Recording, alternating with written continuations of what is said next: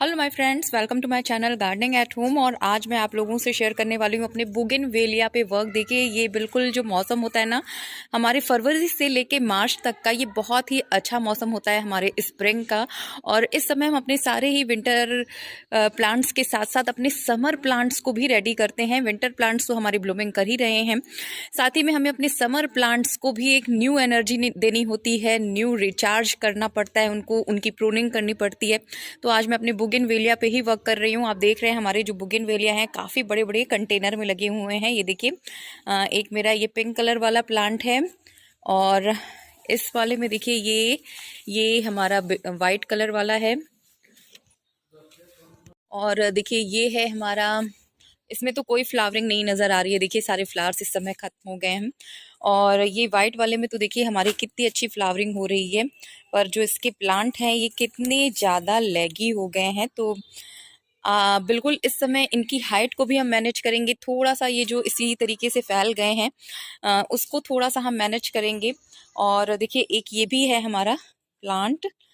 तो ये सारे प्लांट मेरे उस एरिया में रखे हुए थे, और उस एरिया में से बाहर निकाला है मैंने। तो काफ़ी बिग बिग प्लांटर में है सभी। तो इन सभी को मैनेज हमें करना है। इनको हम थोड़ा सा बिल्कुल आधी आधी मिट्टी इनकी खाली करके इनको हम फर्टिलाइज भी करेंगे। मैं गमले से बाहर इसलिए नहीं निकाल रही हूँ क्योंकि अभी बिल्कुल सावन में, बिल्कुल मैंने अगस्त सितंबर में इनको न्यू प्लांटर प्रोवाइड किया था। छोटे छोटे गमले में लगे हुए थे, तो मैंने इन्हें बिग साइज़ का प्लांटर प्रोवाइड किया था। उस समय मैंने इनकी रूट ट्रीटमेंट वगैरह सभी की थी। तो साल में एक बार आपको ये सारी चीज़ें करनी है। गमले से आपको इसको बाहर निकालना है, इनकी रूट ट्रीटमेंट करनी है। तो मैंने बिल्कुल इनको इस तरीके से किया हुआ था अभी जल्दी ही सितंबर में ही। तो बिल्कुल अब हम इसकी आधी मिट्टी खाली करेंगे और इसको फर्टिलाइज करेंगे, और इनकी प्रूनिंग करके हम इनको अच्छे से बांध देंगे। थोड़ा सा ये जो लेगी लेगी से इधर उधर हो रहे हैं, इनको थोड़ा सा हम मैनेज कर देंगे। तो बिल्कुल ये सारा वर्क आपको अपने बुगेनवेलिया में ज़रूर करना है, और बिल्कुल इनको फर्टिलाइज़ आप करिए इस तरीके से, ताकि ये बहुत ही अच्छी फ्लावरिंग आगे समय में दे हमें।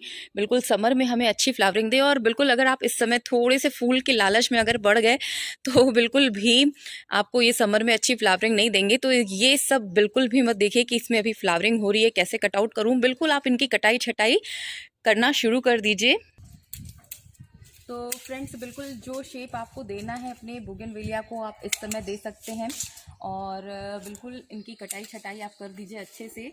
और इनकी जो हाइट है उनको मैं मैनेज करूँगी। तो अगर आप इनकी बोनसाई बना रहे हैं तो वो शेप भी आप इस समय दे सकते हैं। बोगनवेलिया हमारे 2-3 तरीके से हम लोग ग्रो कर सकते हैं। एक तो बिल्कुल आप अगर प्लांटर में सिर्फ प्लांट लगा रहना देना चाहते हैं और एक बुशी रूप देना चाहते हैं, तो उस हिसाब से रख सकते हैं, सिर्फ एक बुश जैसा बना के, और वो आप कर सकते हैं। या फिर बहुत लोग इसको बिल्कुल ट्रेल के रूप में भी लंबा लंबा रखते हैं, ताकि ये पूरे फैल जाएं लंबाई में, हाइट में, और उसके बाद ये फ्लावरिंग करें। तो जो शेप आपको देना है, इसी समय आप कटाई छटाई के समय ये शेप आप मैनेज कर सकते हैं बुगेनवेलिया में। तो इस तरीके से हम पहले इनकी सारी कटाई छटाई कर लेते हैं। तो देखिए बिल्कुल मैंने इसकी हाइट जो है वो काफ़ी छोटी कर दी है। अभी आप देख रहे होंगे कितनी ज़्यादा लगी थी इनकी ब्रांचेस, और मैंने बिल्कुल इनकी हाइट बिल्कुल मैनेज कर दी है, थोड़ा छोटा कर दिया है। थोड़ा मैं ऐसे बुशी लुक देना चाहती हूँ, लेगी लेगी से ब्रांचेस हटा के, कि ताकि ये यहीं से बिल्कुल ग्रोथ करे और यहीं पे थोड़ा फ्लावरिंग करे। तो एक बुश जैसा एक मैं इसको क्रिएट करना चाहती हूँ। तो इस तरीके से मैंने इसकी कटाई छटाई काफ़ी अच्छे से कर दी है। अब हम इसकी जो मिट्टी है उसको आधा निकाल लेते हैं।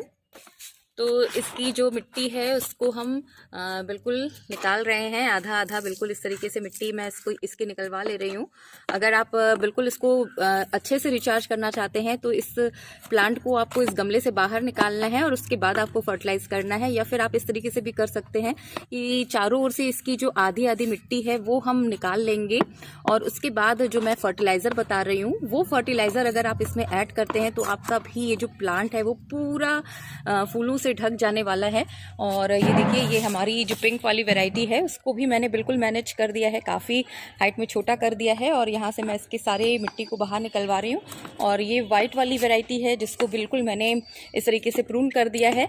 तो चलिए अब मैं आपको बता देती हूँ कि हम इसमें कौन सा फर्टिलाइज़र ऐड करेंगे जिससे ये जो हमारा बोगनवेलिया है वो पूरा फूलों से ढक जाने वाला है। फ्रेंड्स बिल्कुल देखिए मैंने इनको ड्राई कर लिया है, पूरे धूप में ये थे। और बिल्कुल देखिए इनकी मैंने आधी मिट्टी बाहर निकाल दी थी और ये काफ़ी अच्छे से स्टरलाइज हो गए हैं। और इसी तरीके से मैंने अपने सारे ही प्लांटर्स को बिल्कुल आधी आधी मिट्टी बाहर निकाल दी है।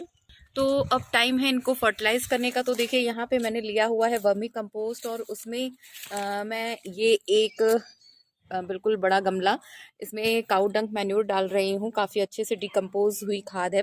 तो इसी में हम मिला लेंगे और सारी फर्टिलाइज़र मिलाने के बाद मैं हर गमले में थोड़ा थोड़ा ये ऐड कर लूँगी। उसके बाद सारे जो मिट्टी है उसको हम उसमें मिलाएंगे।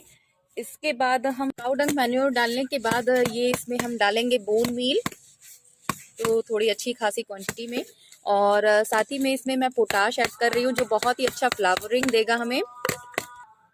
इसके बाद हम इसमें डालेंगे फंगिसाइड पाउडर